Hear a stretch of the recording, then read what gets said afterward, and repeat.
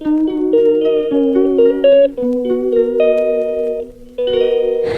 Morning everyone, welcome back to my channel. সকাল সকাল উঠে এই দেখো বিছানার সমস্ত বেডশিট, বালিশের কভার সব কিছু খুলে নিয়ে গেছি কাচবো বলে।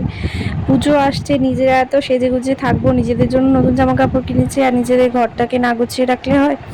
তাই সমস্ত কিছু তুলে ভিজিয়ে রেখে এসেছি কাচবো। তো আগে চলে আসলাম ঘরটা পরিষ্কার করতে। ঘরটা ভালো করে ঝাড় দিয়ে, ঝুল টুল তো আর পুজো মহালয়ার দেখে না, বলে তো মহালয়ার পরে নাকি আর ঘর ঝাড়তে নেই, কিন্তু ঝুল তো ঠিক হয়ে যায়, বেলা ঝাড়লে ওই বেলা আবার হয়ে যায়। তাই সব কিছু আবার আর একটু পরিষ্কার করে আলমারি শোকেসগুলো মুছে নিচ্ছি।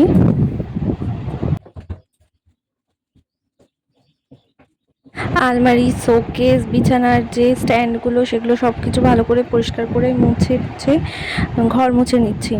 আজকে সকালবেলায় রুটি আর করিনি, তোমাদের দাদাভাইও চলে গেছে দোকানে, বাইরে কিছু খেয়ে নেবে। আর সবাই আজকে মুড়ি খাবে, তাই জন্য আর আজকে রুটি করিনি। সেই জন্য এই সকাল সকাল এই ঘরের এই কাজকর্মগুলো করে নিচ্ছি। আসলে সকালবেলায় এই কাজগুলো না করলে পরে বেলা হয়ে গেলে, রান্নাবান্নার দিকে চলে গেলে আর করা হয় না। সকাল থেকে তো ওয়েদার ভালোই দেখছি, ভালো বলতে রোদ্দুর ওঠেনি কিন্তু বৃষ্টিও হচ্ছে না, মেঘলা মেঘলা করে রয়েছে। তো জামা কাপড় তো বিছানার চাদর টাদর এগুলো তো সব ভিজিয়ে দিলাম, জানি না আজকে শুকাবে কিনা আর পরে বৃষ্টিও হবে কিনা।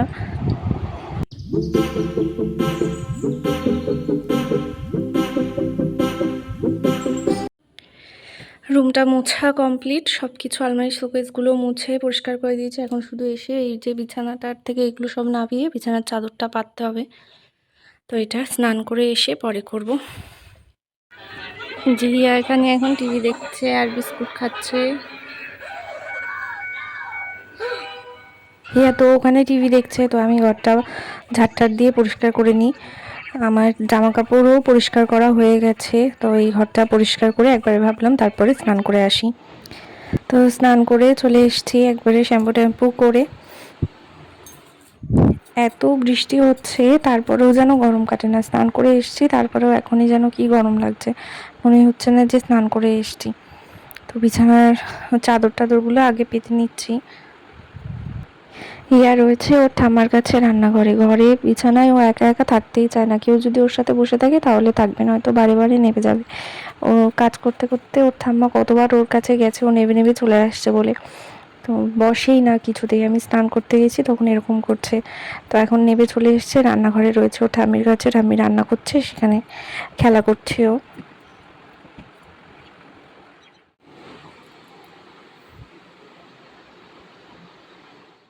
এই দেখো, দেখেছো আমরা একটুখানি কাজে ব্যস্ত হয়ে পড়লে ও বাইরে নেমে এভাবে জল কাদা ঘাটে। জামা পরায়, এখানে বসো, ঘরে না পড়ে যাবা, এদিকে আসো।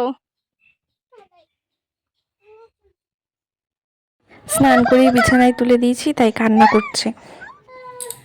সব কাজকর্ম সেরে ঘরে এসেছি আর কারেন্টের অবস্থা দেখো, চলে গেছে।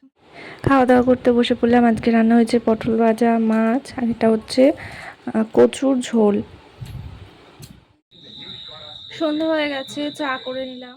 বাবার জন্য লিকার চা আর আমার আর দাদার জন্য দুধ চা। আরে এখন বাজে হচ্ছে 7:45, রাত্রে রান্না বান্না করতে চলে এলাম। আজকে একটু দেরি করেই বসাচ্ছি, কারণ শুধু ভাত করতে হবে আর আলু সিদ্ধ দিয়েছি, তরকারি তো সব রয়েছেই দুপুরে। রান্না বান্না তো কমপ্লিট হয়ে গেছে, কিন্তু আজকে শরীরটা একদম ভালো লাগছে না। মানে দুটো হাত প্রচণ্ড ব্যথা করছে, এতগুলো কাচাকুচি করেছি, ঘরটা পরিষ্কার করেছি।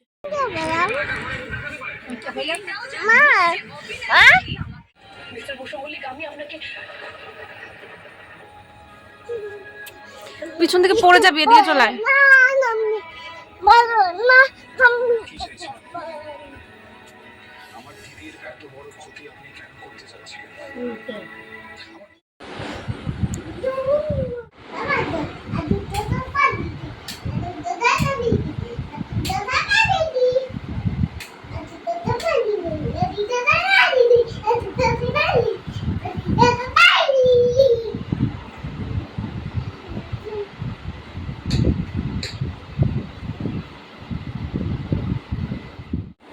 তো চলো আজকের এই ব্লগটা আমরা এখানেই এন্ড করছি। তোমরা সবাই ভালো থেকো, সুস্থ থেকো, আর আমাদের ভিডিও ভালো লাগলে লাইক করে দিও, আর আমাদের চ্যানেলটা সাবস্ক্রাইব করে দিও।